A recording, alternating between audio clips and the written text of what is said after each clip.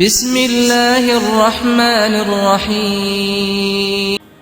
ایک شخص نے امیر المومنین علی ابن ابی طالب کی خدمت میں کھڑے ہو کر عرض کیا کہ آپ نے پروردگار عالم کو کس طرح پہچانا؟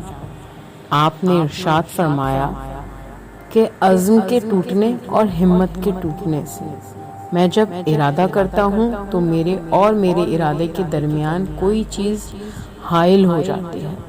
میں سمجھتا ہوں کہ میرا ارادہ قضا کے مخالف ہے، یہی جانتا ہوں کہ تدبیر کرنے والا کوئی اور ہے۔ اس نے عرض کیا، آپ اللہ تعالیٰ کی نعمتوں کا شکر کیوں ادا کرتے ہیں؟ آپ نے فرمایا کہ میں مصیبت کو دیکھتا ہوں کہ مجھ سے ٹال کر دوسرے کو مصیبت میں مبتلا کر دیا گیا ہے جس پر میں اس کی نعمت کا شکریہ ادا کرتا ہوں۔ اس نے عرض کیا، اے امیر المومنین، آپ خدا کو کیوں ملنا چاہتے ہیں؟